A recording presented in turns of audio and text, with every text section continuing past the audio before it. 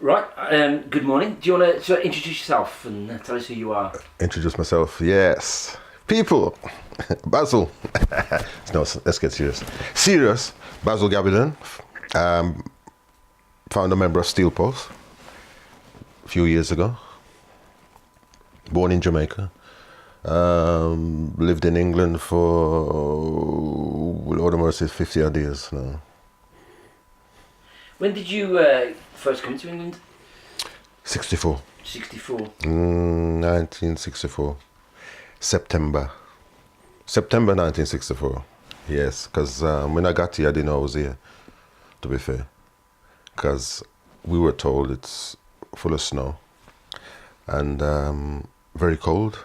And obviously September wasn't very cold, so I didn't know I was here. I was 8 then. Yeah, 8 years old. It was all right.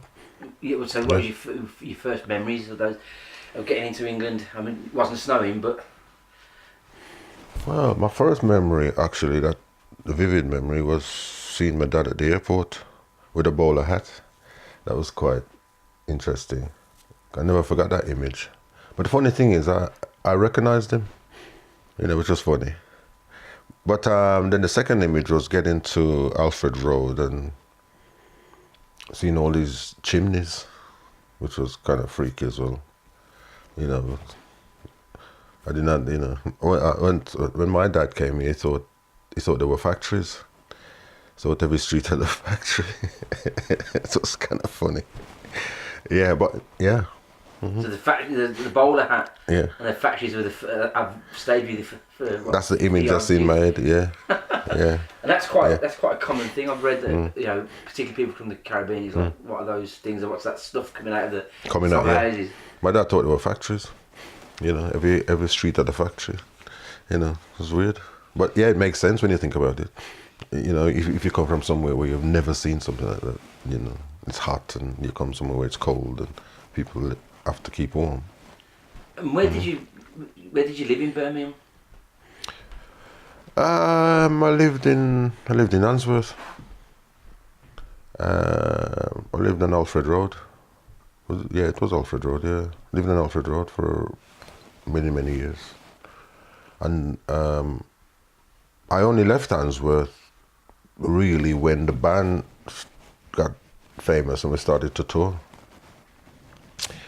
And we used to spend 3 months away and all that type of stuff. And blah, blah. So I've always been in Handsworth, yeah. And can you remember what Handsworth was like at that time? What it was like? Depends what age. In my teenage well, even time. when you first came, and then as you became a teenager, did it change? Or? Did it change? Not really. I suppose it was the same, except that you got more involved in what was going on as you got older. So what was Handsworth was like? What are your memories of Handsworth? Yeah. It was, as a kid, right, it was fun, You go to the park, there was a park, Handsworth Park. Handsworth Park was always a center point because it was always active. It was always busy. People was always down there. You had the boats, you could go rowing. You had cricket was going on. You had people playing football. It was, if you look on the Handsworth Revolution album on the inner sleeve, you can see all our mates there playing football and kicking ball around. Some of the photos on there.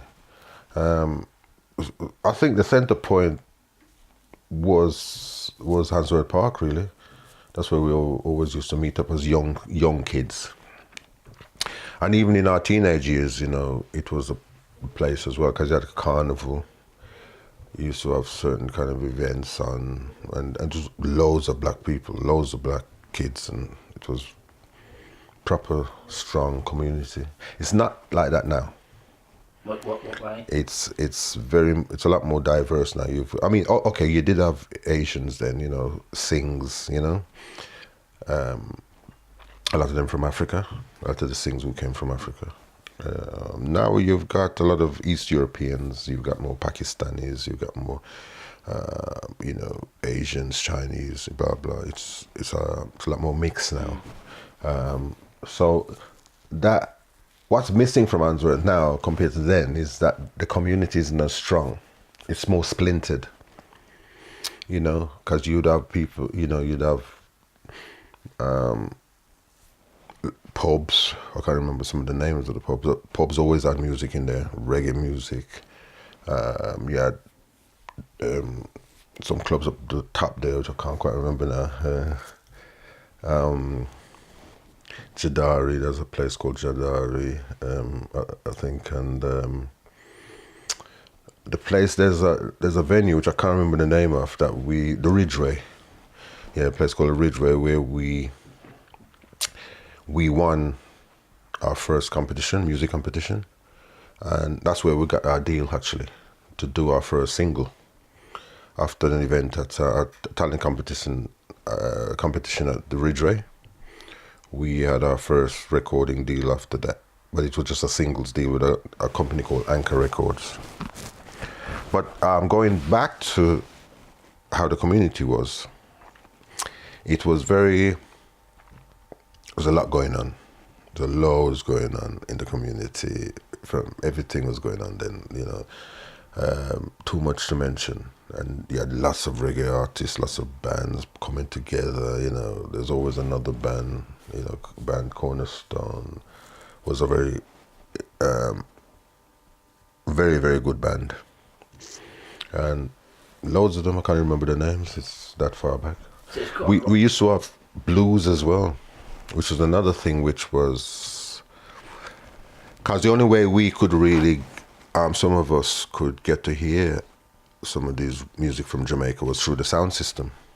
So sound system was very big then. I used to have blues, which would dance in people's houses with these massive wardrobe speakers and sound system built by hand, you know. You weren't, you know, you couldn't go and buy them off the shelf. I mean, they were made by some person.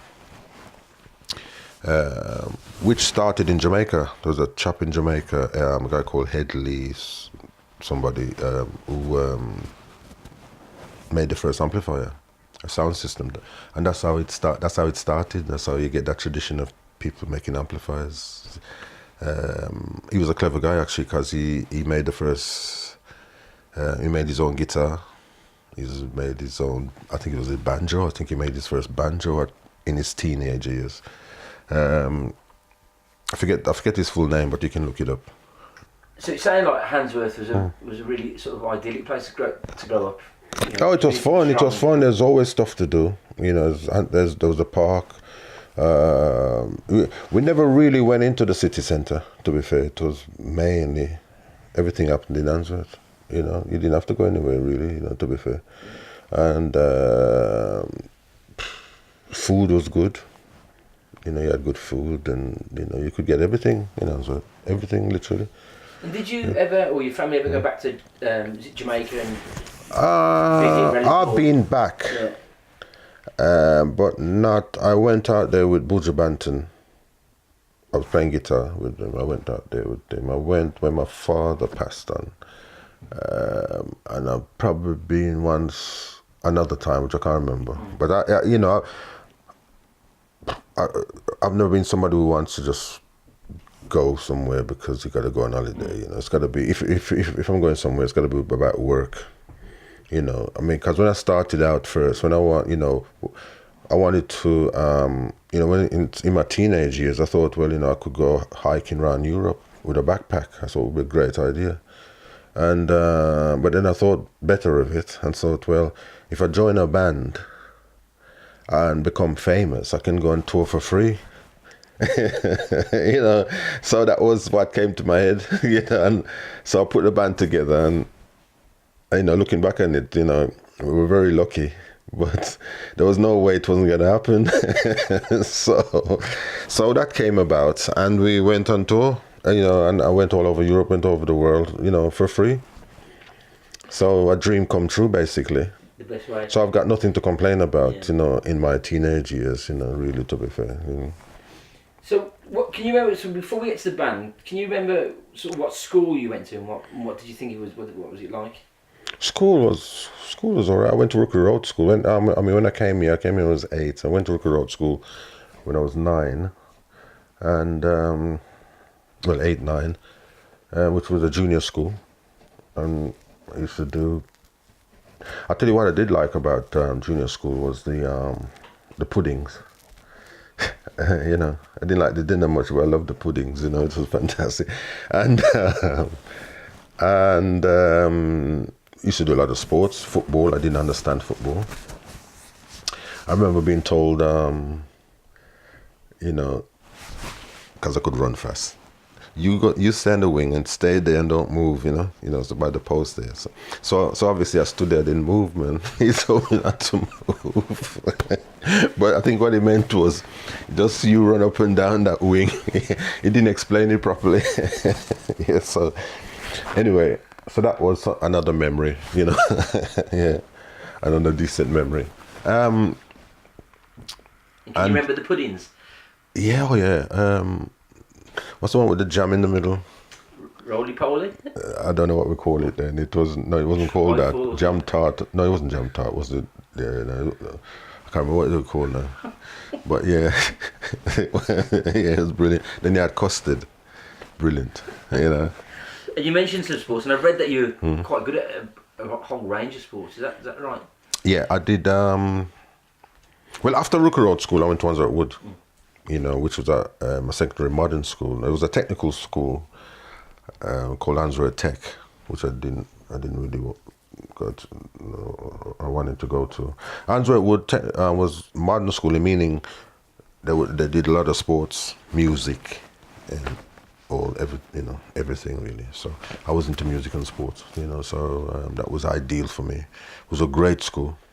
There was a guy called Mr. Surtees who did music, which really, because in those days, it was, he was taught a lot of classical music. But he used to say, listen to some Beatles, man. Forget that stuff. Let's listen to some Beatles. So he'd put these Beatles records on, which was like, great, And then he used to take us to places like the town hall to listen to classical music, which was kind of useful, actually. I know it seemed, because it helped me in my diversity within the music. You see, because I don't think if I had that, if I didn't have that, I probably wouldn't have done what I did with Steel Pulse, I think I'd have gone off somewhere else. That's really interesting. So just talk about that a bit more. So you listened to the Beatles through Mr. and he take you to the town hall, and that opened up the idea of music? Just opened up music for me. Just completely opened it up, because at that time, believe it or not, I wasn't, within that period, I wasn't really into reggae as such. The stuff I was hearing wasn't really saying anything. It was, lovers type of thing, and blah blah. And then, but then I heard this song when one of the Answorth events that was put on. The sound systems are blaring out this tune called "Blood and Fire." I don't know if you heard it, by a guy called Nina, and that just stopped me in my tracks. Because the bass line,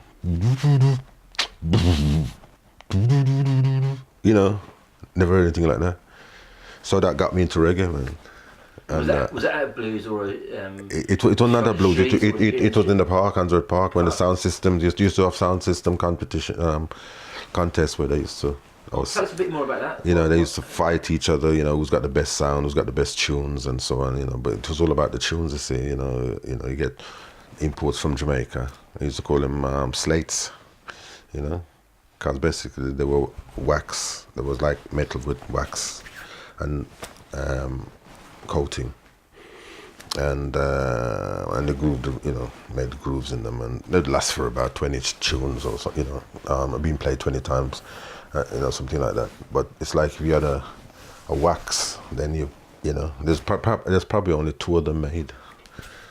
So that's how the competition used to work with these sound systems. Who are the latest? What dates would this be? This would be 70, like in the mid 70s. Yeah, mid 70s, 76. And can you remember some of the sound systems? Yeah, Quaker City, Duke Alloy, loads of them. Who was the best? Yeah. Dare I ask you who was the Quaker best? City was probably the most popular. because he had a wider variety of stuff and he had a better sound system. The quality of his system was really good. It's still going, Quaker. And he used to run a thing at Rookery Road School. That's where his first dance used to be, which is a school I went to, Rookery Road Junior School. So it's the same building. And people used to sit next to the sound system, stand next to the sound boxes. I used to find that amazing. The bass is like, I can't even describe what it was like then.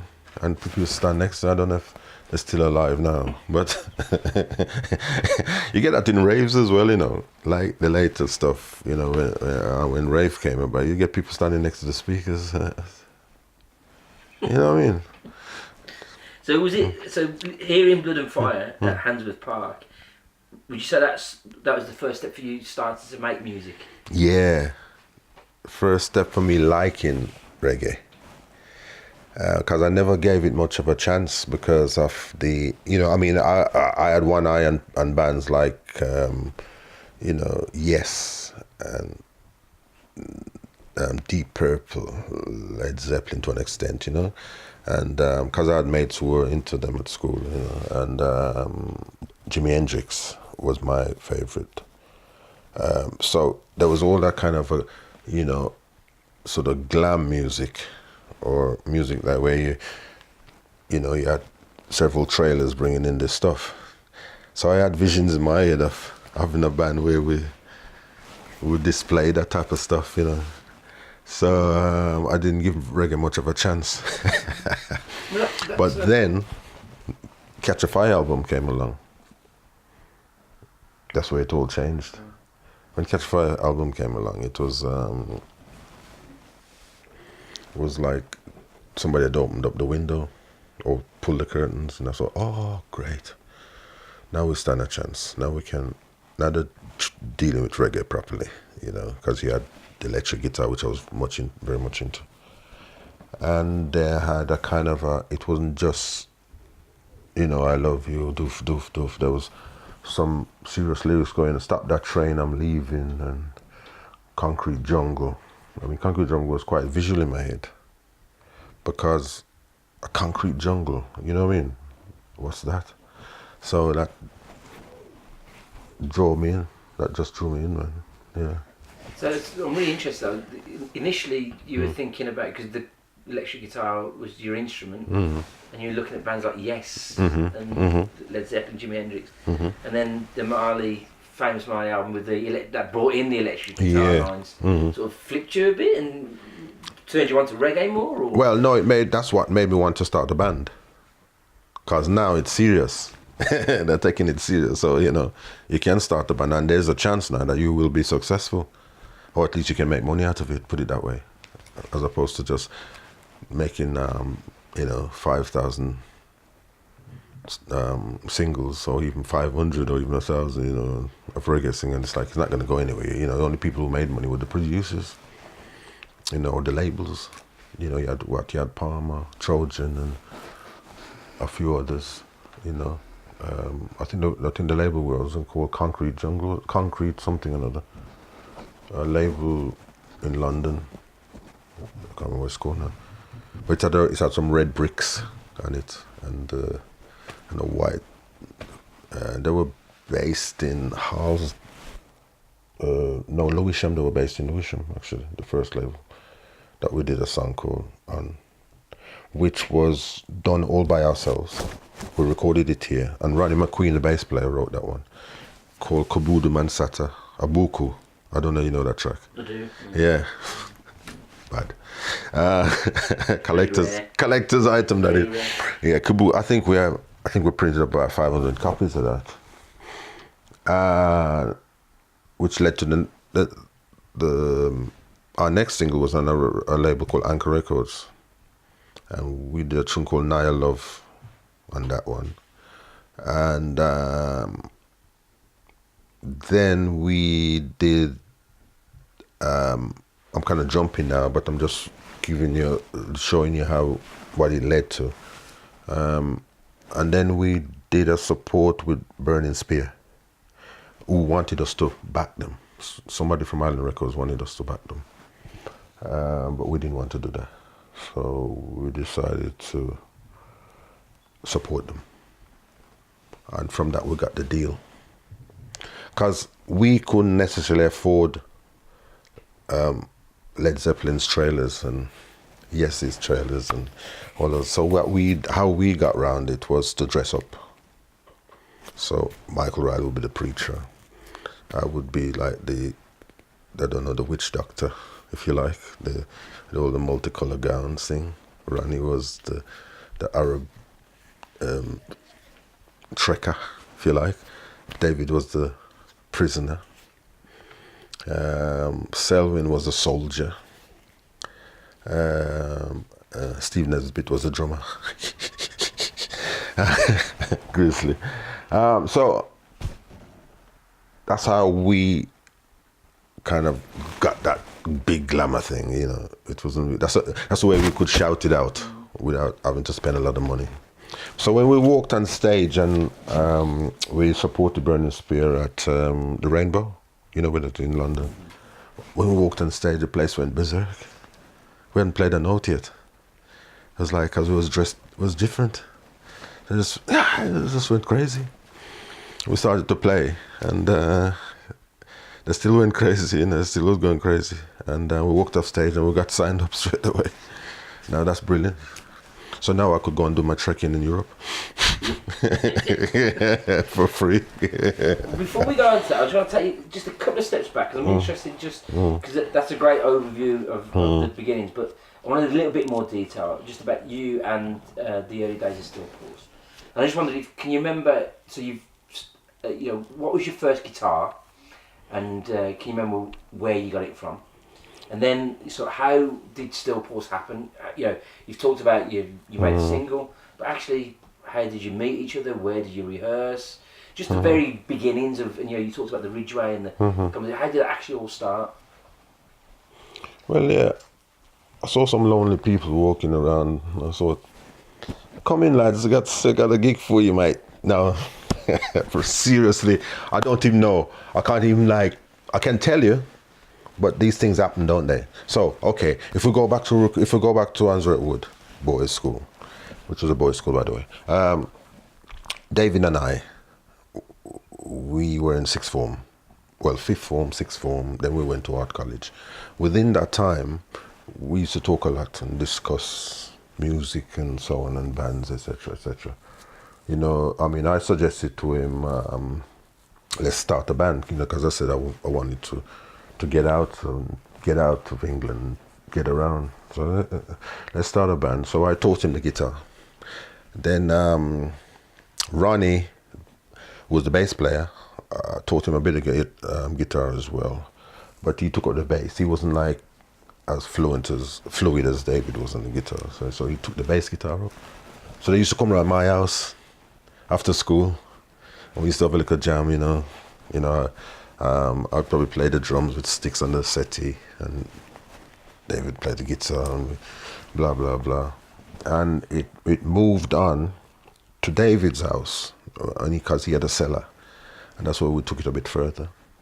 And we got Colin was the drummer, my brother, original drummer. I'll say it again. Colin was the drummer. He was the original drummer. But he left shortly after because he took up Aikido, and he didn't have the time to rehearse. So we got another drummer in. He had other things going on as well, so he left. And then finally we met up on Steve Nesbitt. This was after things were running all right for a while. 'Cause we used to play at a place called what's that pub called? We used to play in a pub. I'll let you know in a bit. They've knocked it down now. I forget the name of the pub. It's a pub in Aston. We used to play there every now and then. So in that period of time, we were a band of sort, but we didn't have the final drummer yet. The lineup was Fanso and vocals, very good singer.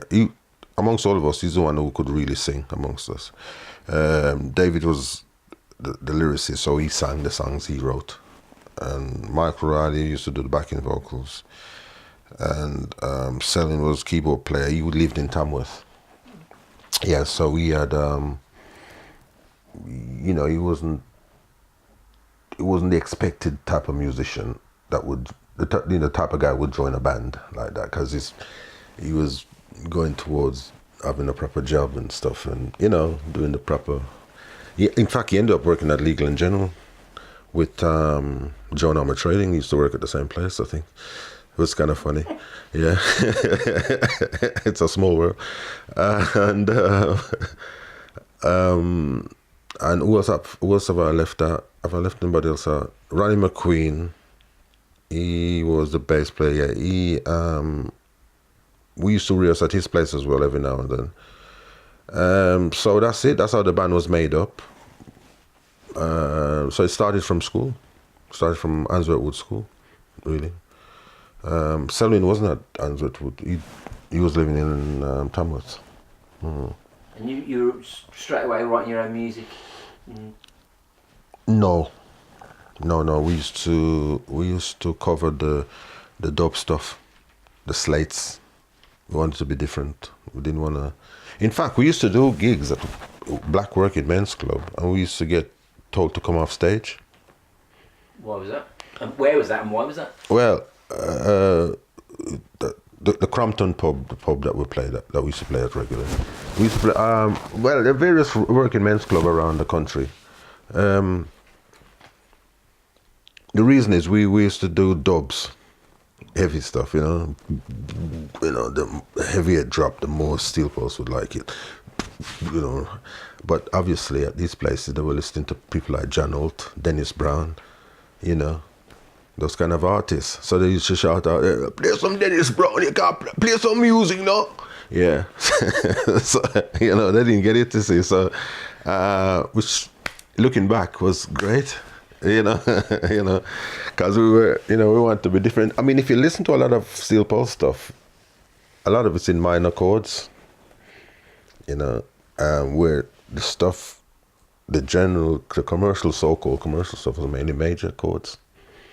You know, a lot of Dennis Brown stuff's major chords, John Holt major chords, you know, all the popular stuff. The stuff which are kind of slightly darker wasn't really necessarily taken on board, you know. So you had to, I don't know why, I liked it. Yeah. So you're quite, so visually you were quite appealing. You know, you had the costumes on. Yeah. You're playing music that, particularly to a black audience, you know, or the black audience you're playing. Roots audience, yeah. roots audience. They didn't know, yeah. So how did you sort of develop then?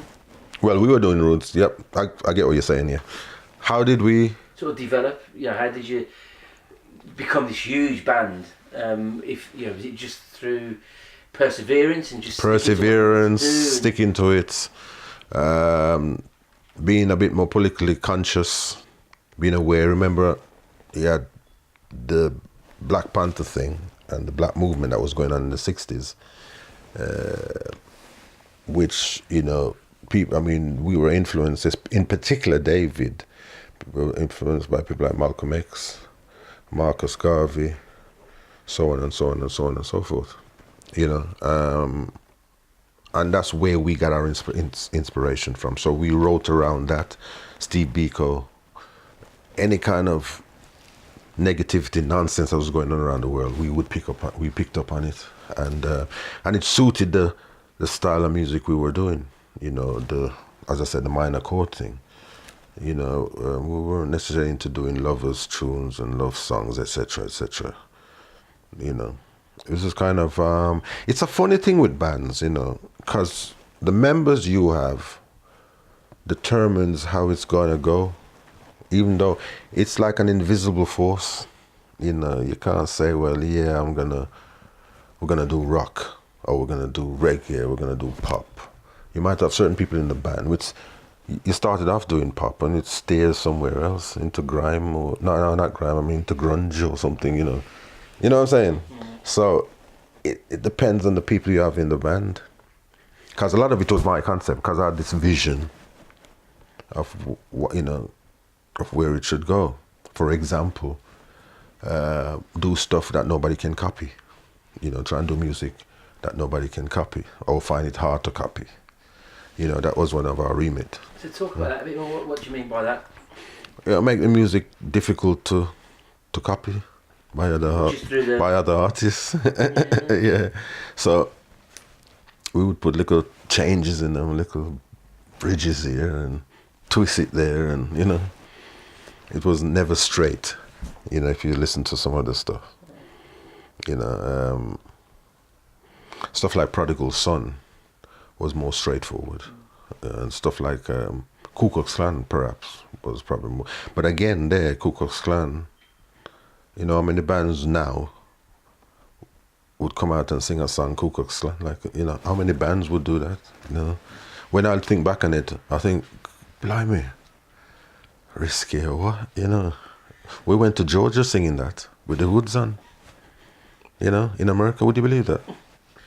I can believe you did it. Yeah. So picking on that, what was the reaction like in England? Because for me, when I look back, and I was a little bit young when Hands of Revolution came out, but as you've mentioned, my striking image of Steel Pulse, the only thing I knew about Steel Pulse was the visual of them. I remember Top of the Pops, I think it was, and thinking, and I didn't even know you were from Birmingham. And I was like, whoa, who are these guys? And I could dance to it, and I didn't quite get the politics. So what was the reaction, from audiences? I mean, you've sort of said it a little bit. And tell us a little bit about, how this sort of concert came about. I know you said about... I mean, there were things I'll miss out, I'll miss because I can't quite remember the exact detail of how certain things came about. But, just one thing led to another, I guess. I mean, you had two sides to it. You had the young people who were very encouraged, and, remember we had Sex Pistols around at that time and punk and all that, yeah? So the white kids were looking for change and attitude and, lyrically I'm talking now. And so it, they were, I remember Wardour Street and, what's the place called? What's that club? There's a club there anyway, a lot of people used to play at on Wardour Street. It wasn't the 100 Club. 100 Club was over the road. Marquee. It was Marquee. Yeah. And there was an attitude to the young kids. They just wanted something else, the young white kids. But then you'd go somewhere like Wales.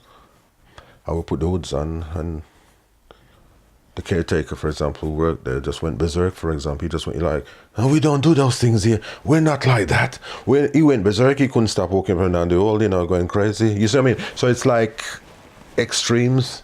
And it's really strange. I can't even describe the energy involved in it. But it's like an invisible force that was running the program, if you understand what I mean. The music was always the same, the same kind of... Because I did a lot of the music. I was responsible for a lot of, like, the bass lines, and, apart from Ku Klux Klan, which David did. But tunes like Soldiers, Prediction, As Revolution, Selwyn did the bass line to that. David did the lyrics to that. In fact, there were different lyrics to it originally. When we recorded it, we used different lyrics. Yeah. So if you find an old version of it with the other lyrics, let me know. Do you not? No, I don't. I would know where to find it. So everything was organic. We started out wanting to be interesting and serious and so on, and it just blossomed into our own uniqueness. Which you can't really, and that's to do with the people in the band. So, for example, if one person left, the music would change. The next person leaves, it changes again. Even though that person might not have had a lot to do with it musically. But the influence within the program created that. Were you quite an open band? Did you share, was it quite an equal band, or was there a lead? Initially it was. Initially it was just me. Well, initially it was me and David, to be fair. Because I had the concept of the band and David had the lyrical concept. And Selwyn had the melodies. Michael Riley was the one who created the costumes, the outfits. And Fonso had a great voice for backing vocals, and lead as well.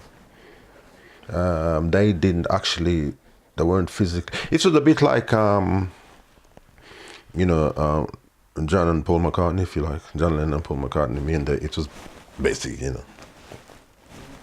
me and him was really. And was it an exciting time? I mean, pushing it. Oh gosh, yeah. Hard work. Why was it hard work? Because when you look back on it, you realize how much work you did. For example, running to rehearsals with a hard case guitar that you've made out of not plywood but wood. And then you think, gosh, that was heavy. Things like that, and taking the keyboard out of the cellar to go to, taking a Hammond organ out the cellar up the stairs to go and do a gig, and coming back and taking it back down the stairs, and you wonder how you survive all those things, But we used to have some drum roll ideas. For example, if the snare roll down the stairs, you get this wicked. Because somebody get some wicked grooves, I used to get ideas from that, to create songs everywhere. And anything, you make some noise or something, and you hear something. Oh yeah, it was fantastic, yeah. So when did you get the custom Gibson, the Les Paul? It's quite an interesting point, that is, actually. Because when I used to do a paper round, that's how I got my first guitar. And the guitar was a red Gibson copy. No, it was a red Gibson copy, wasn't it? No, it wasn't. No. It was just a red guitar, a Strat copy. Stratty type of looking guitar. That's right, yeah. And it was selling for £20, I think it was, something like that. And it took me about 3 weeks to get it, 4 weeks to get it, in drips, And I love that guitar, man. I don't know what's happened to it, actually. And that was my first guitar, and it was great. The second guitar I had was a black Gibson copy, which was a better guitar. But when we got signed up, that's when I got the Gibson in London. Is it Shaftesbury Avenue? No, is it Shaftesbury Avenue? What's that? There is a Shaftesbury Avenue. It is Shaftesbury Avenue, isn't it? There are loads of music shops on there, isn't it? Yeah, so that's where that's where I got the guitar. I picked up the guitar, went in the shop, because we had money to go in shops then. And from once we got signed up. So I went in the shop and we bought it, and I saw this Gibson. And in with some Gibsons, you have to set them up yourself. The bridge and everything, and so I saw this one and I just picked it up and it just felt perfect. That was it. Got it, bought it there and then. I think it was £700 at the time, which would be probably about $3.5 now, $4 now. So I don't know, our money is, but it'd be a couple of thousands now, So I felt really lucky, but David didn't like the Gibson. He liked Yamahas, so you went and got a Yamaha, and they've got particular sound happening to the Yamaha. They've got a particular sound.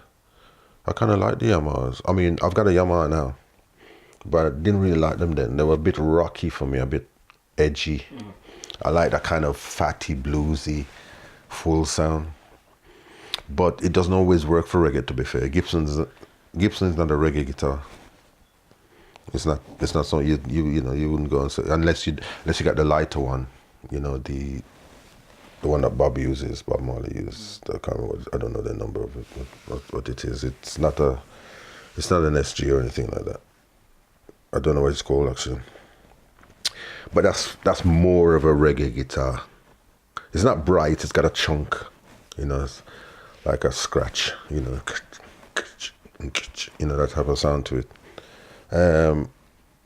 So the Gibson, I went out with Buju Banton and I had to go and get another guitar because it just wasn't working with him. Just wasn't working because their sound, especially these days, reggae is quite thin on the top. The top is thin, So the pianos are thin, and you got the hi-hat, which is like R&B hi-hat almost. We're, I think more back in the day it was a little bit heavier, because it was real, wasn't it? It's a lot of computers now, isn't it? Yeah. So, but anyway, yeah, that's how I got the guitar, the Gibson. So it was signing to Ireland, and the advance you got. We used we straight in and bought some proper stuff. Selwyn got some keyboards, proper stuff. So we moved from ordinary to professionals. And what made you sign to Ireland? There was a guy around called Mickey Mouse, I think. He wanted to sign us up. I think it was Mickey Mouse or the other one. It was Mickey Mouse, wasn't it? But we didn't want to go. We didn't want to be commercial, live for 2 years and die, disappear. We wanted to continue, wanted proper support within what we were doing as something unique and different. So that's why we didn't go with the commercial side that we went with Island Records, because it was an independent label where you had opportunities to do exactly what you wanted to do. So, did you ever manage? Because listening to you talk, the group seemed particularly wise and mature. Younger bands getting, record labels offering to sign them would just jump in at things like. Was it the group itself who were quite mature or thoughtful, or did you have some advice from anywhere else? No, it was us. It was us. It was us. I mean, David especially was very outspoken in exactly what we wanted. I mean, for example, Chris Blackwell wanted us to. He wanted us to be a bit more. For example, he didn't want us to call the album Answer Revolution. He didn't want it, because he went, Handsworth. Nobody knows where Handsworth is. Why call it, why not call it, I don't know, the Birmingham, whatever, I don't know. He didn't say, I can't remember what he said. But we said, no, it's got to be Answer Revolution. And David was very vocal in that, it's got to be Answer Revolution, and I'm glad we stuck to it.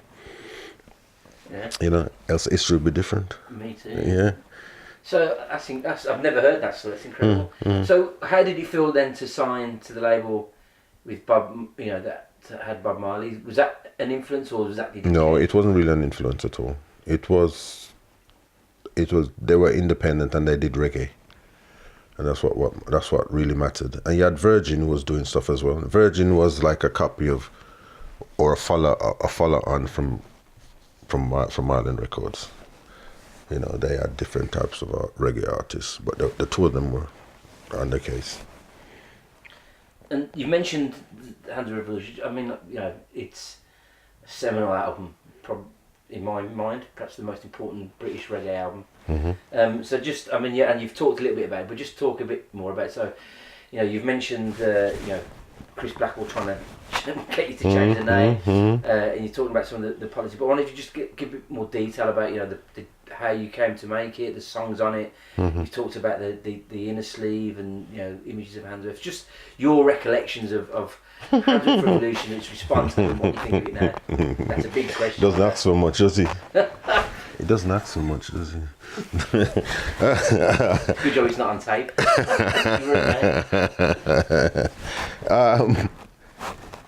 Yeah. What happened?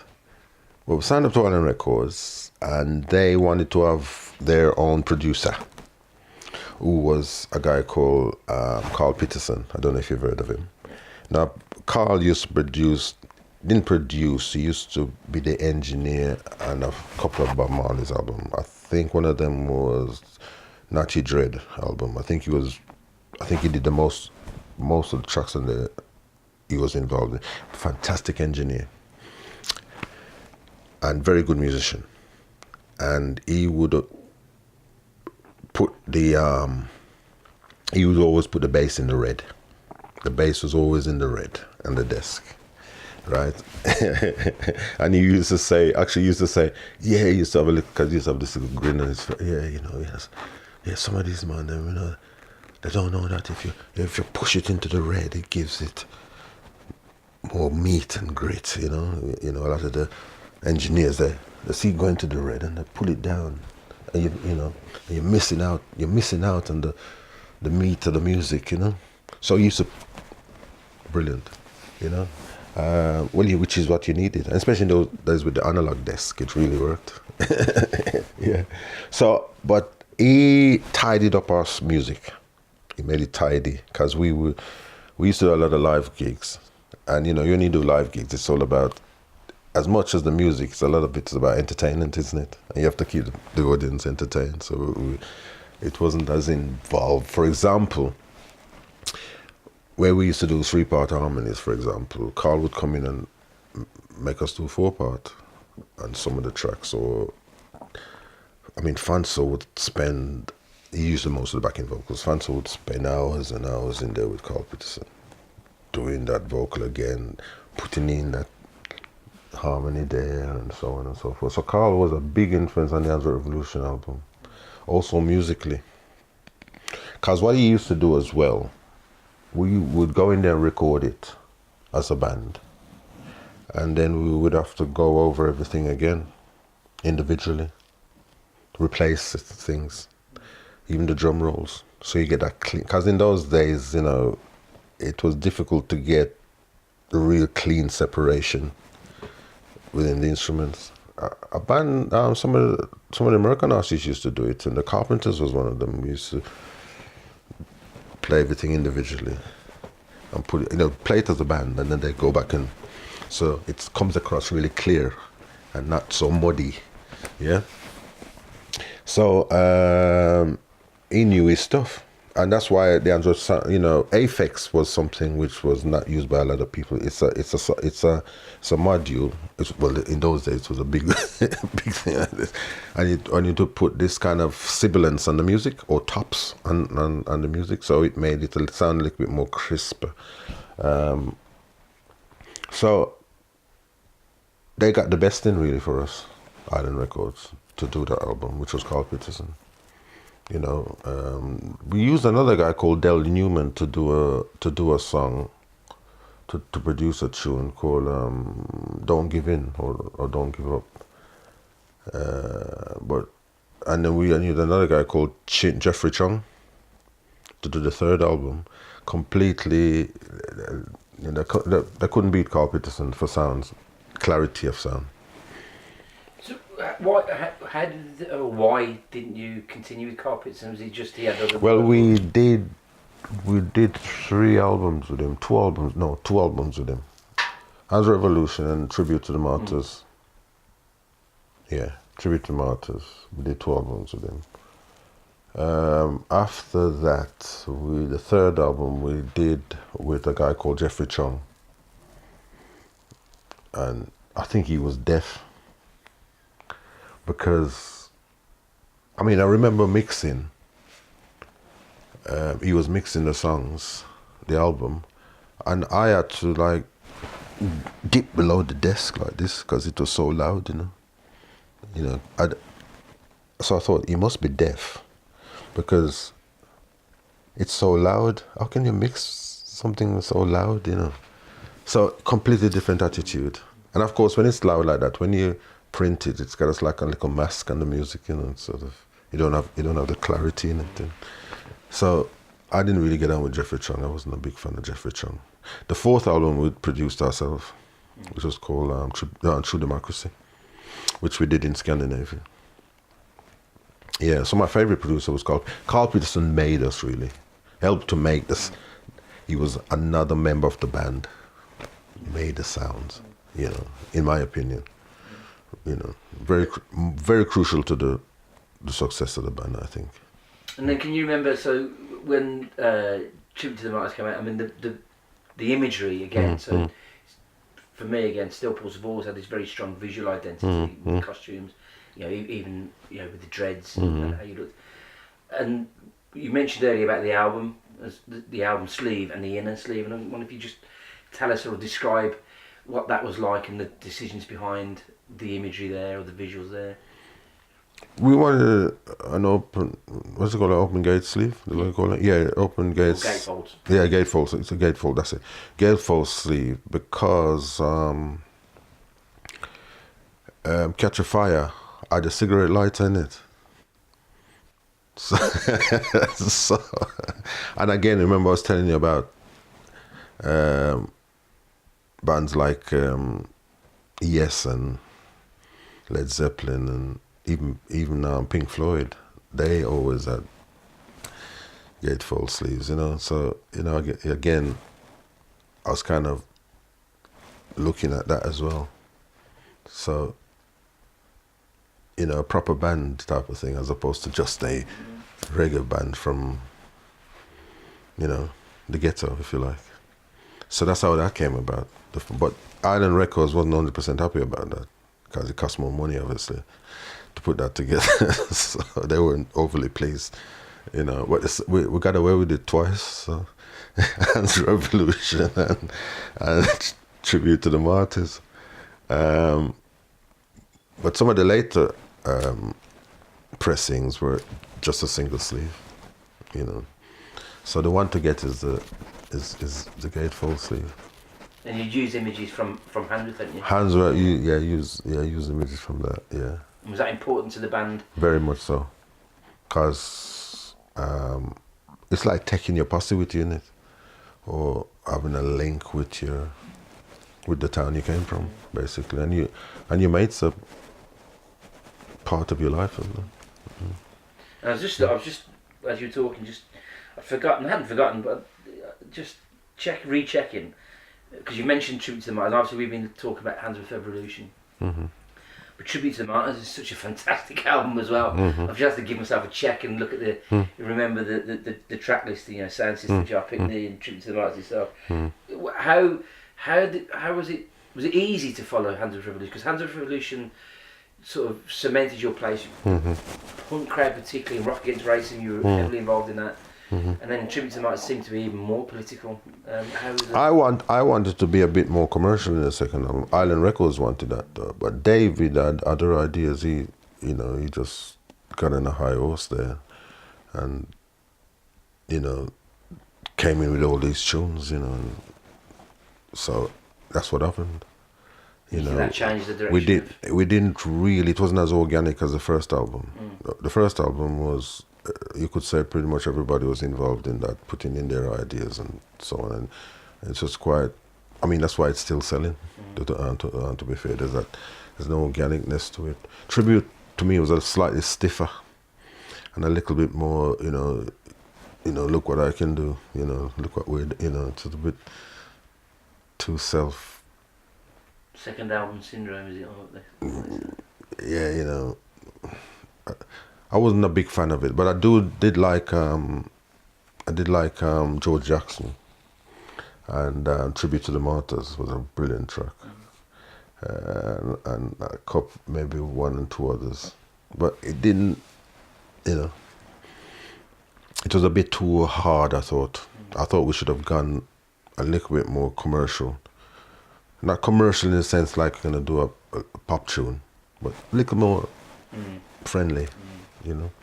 So after these two albums, then did you get to do your dream, going back to we said earlier about travelling around Europe? Travelling around Europe. Tell us about the travelling around Europe and the international response to you. Well, Handworth Revolution, when we did Handworth Revolution, we did loads of touring with that. And even when we were doing the album, we were touring. You know, we were doing stuff and we had to go away and then come back and finish it off. But it's mainly when we did go out, we mainly was doing the stuff from Handworth Revolution album. We did, coming to think of it, we didn't do a lot of songs from Tribute to the Martyrs album, which is kind of interesting. George Jackson maybe. No, there was a track called Jack Pickney. Jack Pickney, no. So, what's the track called? Racism.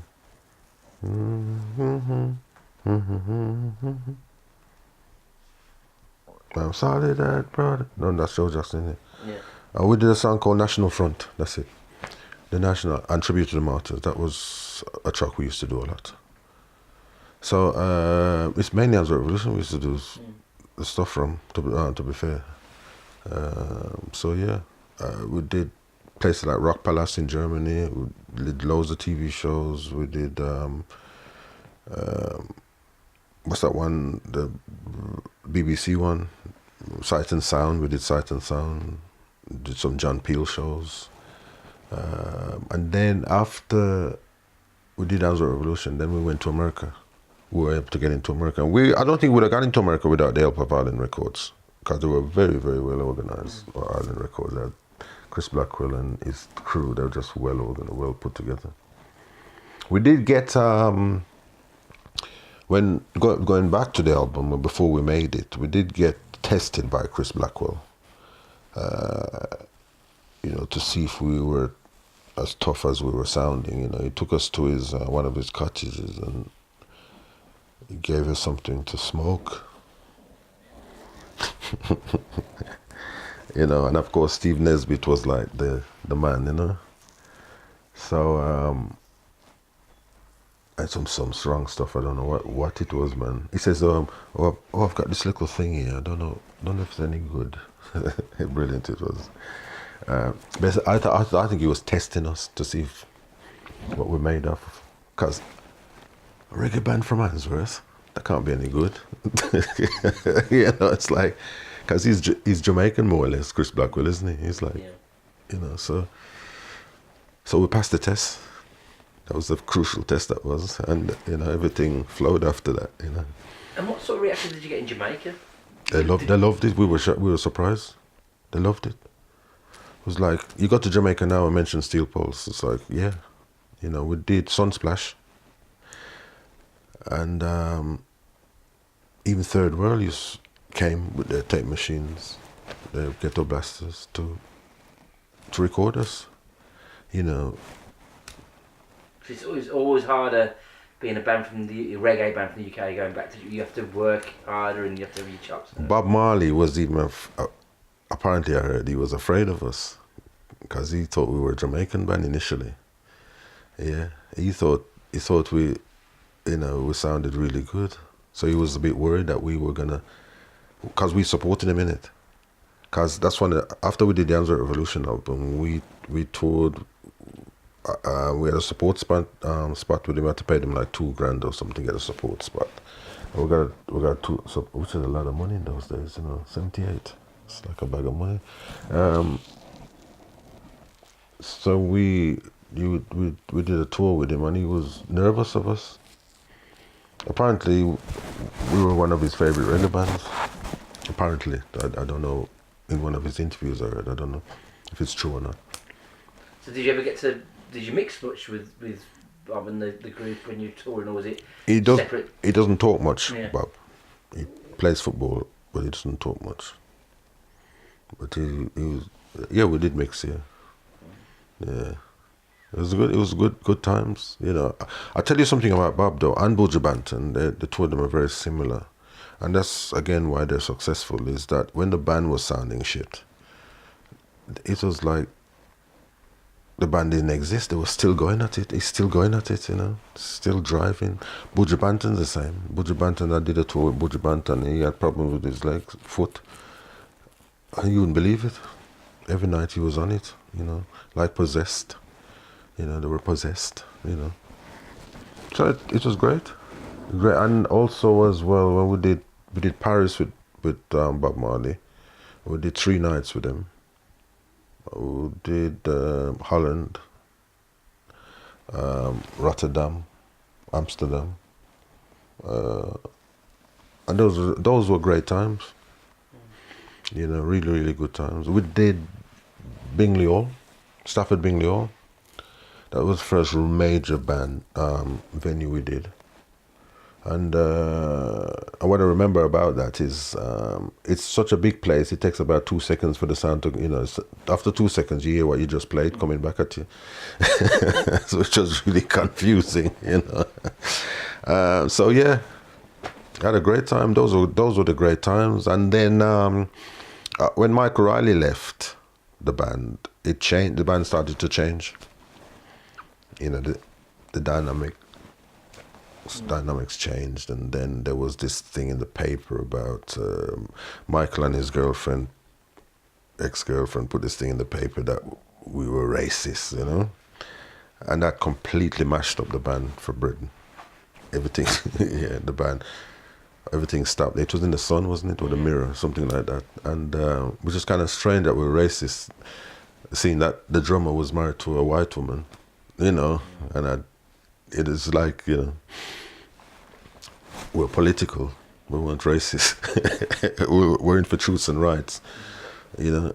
Whether it's a dictator in Africa or a dictator in Russia or a dictator, you know, we're always into truths and rights.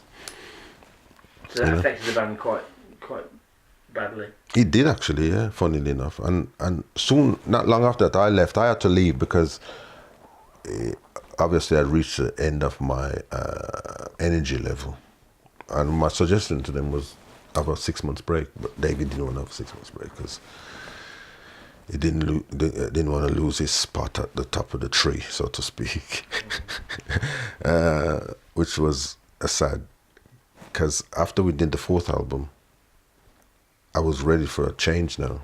I had ideas, new ideas where we should go, and I think the band would have been even bigger. I think if I had stayed with the band and moved into a slightly different direction. So what direction were you thinking of then, at that time then? Well, I thought we could move away from that. Not saying the political, we're still talking about politics, but use different chord structures, different approach to the bass and stuff like that, and just be different. You know, maybe use some other influences, maybe Latin influence or African influence, or you know what I mean. Go off somewhere else, you know, but wasn't allowed to happen. So after I left, everything remained the same. I couldn't believe the album I read afterwards. I thought, oh, right. You know, and they got this guy in to do it. This is like from some guy from London. I think they spent like 100 grand on that to do that. I'm thinking, what?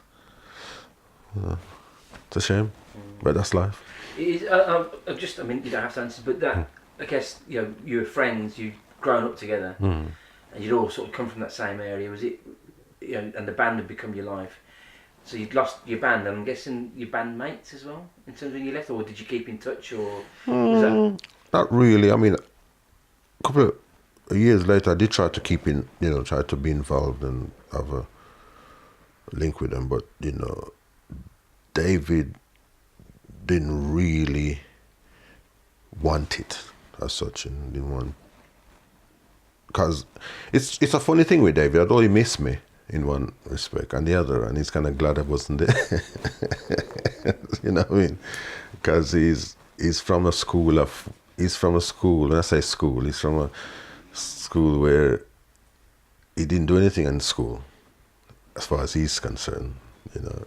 So now is his time. This is my time now, you know. So some people can be really blinkered and don't see the full picture. Because, you know, a lot of people think they can do it on their own, don't they? Some people think, but as you know, everything works better in partnership. You know what I mean? And it's like being married to someone. It's a partnership, you know, and the more you work together as partners, the more successful you'll be. Your children will be successful. You know, everything just works better. But the world, in general, the dictators in the world, I should say, people who are insecure within themselves. So instead of things going up, it goes this way. So you travelled the world, being for free. Incredibly successful. As I think, you know, still Paul. So in Birmingham are one of the most important bands that have come out, and I'd argue, you know, the greatest reggae band from the UK. But you've always remained in Birmingham and rooted in Birmingham. And I just wondered if you could talk about what that. I'm a very humble guy.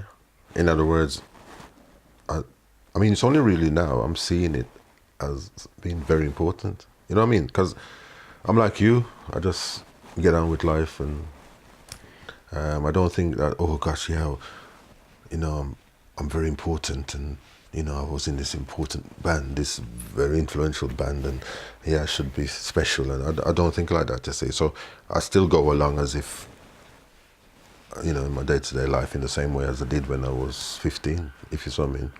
But I've worked with children in the community, which I really believe people who do stuff, right, or have been successful should pass it back on.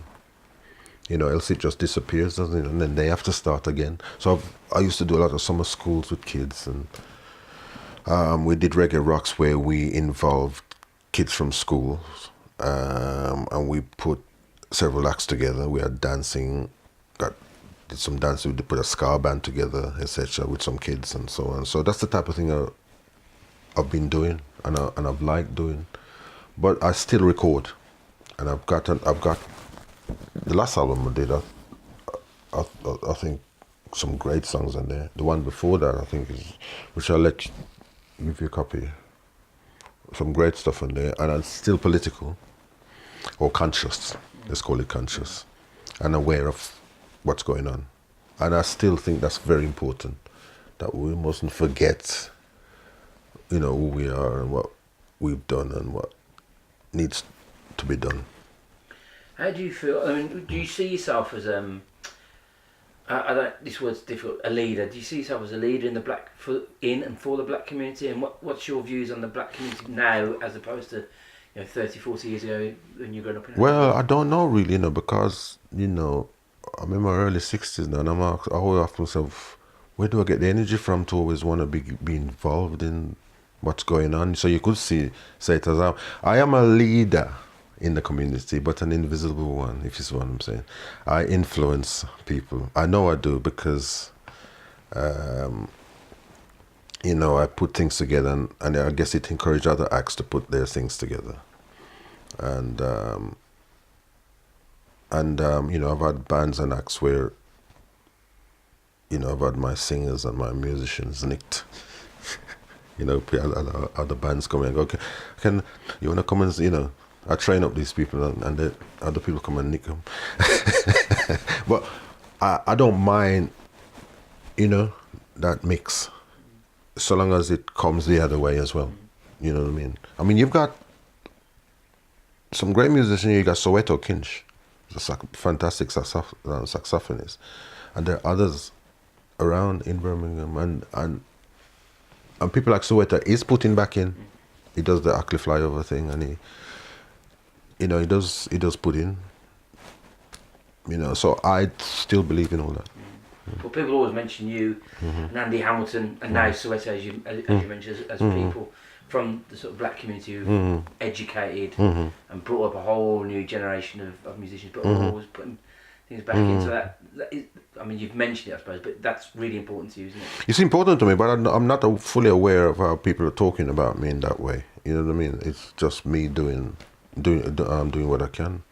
So that, I think that's the best example, not the best example. One of the examples is, from my understanding, the Birmingham Museum and Art Gallery have purchased your Gibson custom Les Paul, and that's part of the Collecting Birmingham project. And as far as I'm aware, that they went out and canvassed and spoke to lots of people in lots of different communities about what was important to particular communities and sections of the black community.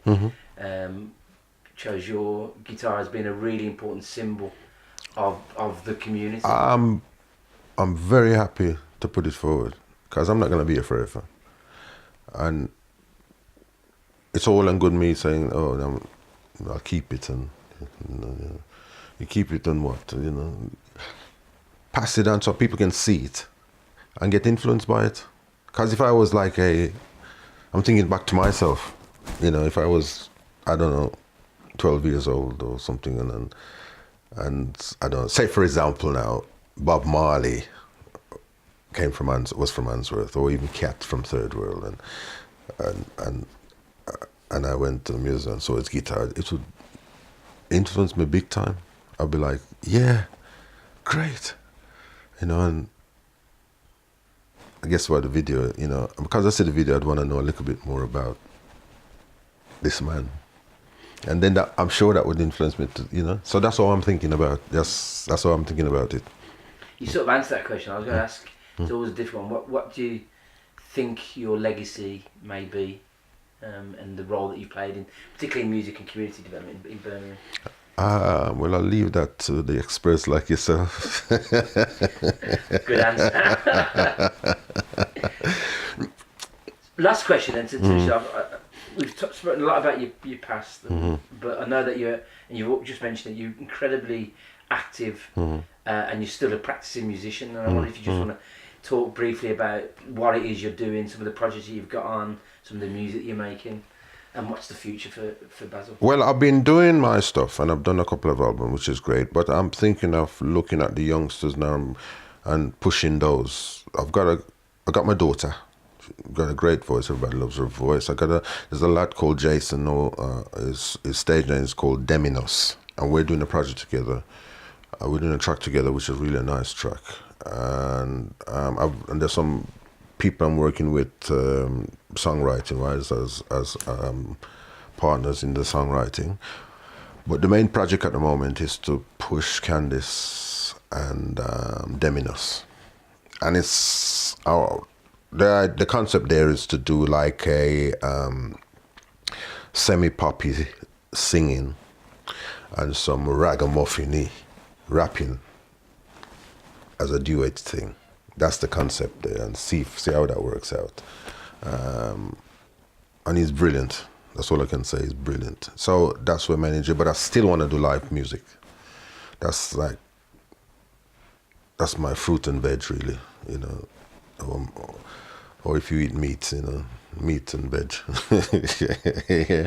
That's what I still enjoy doing. I love playing live, and it doesn't have to be for a bag of money. I just have to enjoy that particular event, for example. You know, I do a lot of acoustic stuff with a couple of people, with my daughter and my wife. You know, and that works great. You know, I really enjoy doing that. One of the reasons why I do enjoy it as well is because I don't have to do a lot of setting up, sound checking and this and that, you know. I just turn up with the acoustic guitar and just sing some songs. Brilliant. Yeah. So, I still like playing live. Yeah. So lots more still to come from. Yeah. Oh gosh. Yeah. I guess as well as I get older, I'll become more of a what you call it? Get more interest, I suppose. You know, in what I've done. So you think that's just coming round? I think it's gonna come round like that. You know, I think it's normal, isn't it? It's inevitable, and I probably enjoy doing those kind of things. You know,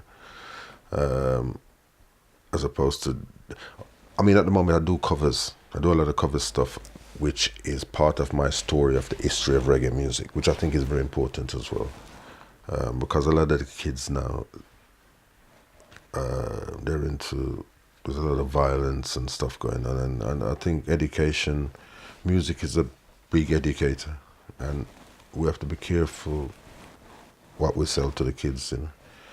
And so if I could do something about that, I would, you know. So just very last thing then, just tell us a little bit about this journey, this story of that you mentioned about reggae music. Through reggae No, music. that's my pet project. I did it at the Symphony Hall in 2003, 4 and 5. The big one being in 2005, where I had the Beat, the Specials, Dawn Penn, Steel Pulse, youngsters, etc., etc. That's very important. That's a journey from Africa, and the journey is basically a musical journey, and you know, it starts in Africa, comes to the West Indies. We do a little bit about mental music. I don't know if you know mental. We do a bit of mental music. We go into America. We talk about gospel and the blues, and the big influence that the blues has had on all kind of music, rock, reggae, pop, and that development has gone through to Jamaica, into what was initially blue beat, then rocksteady, then ska. Then ska, then rocksteady, and then eventually reggae.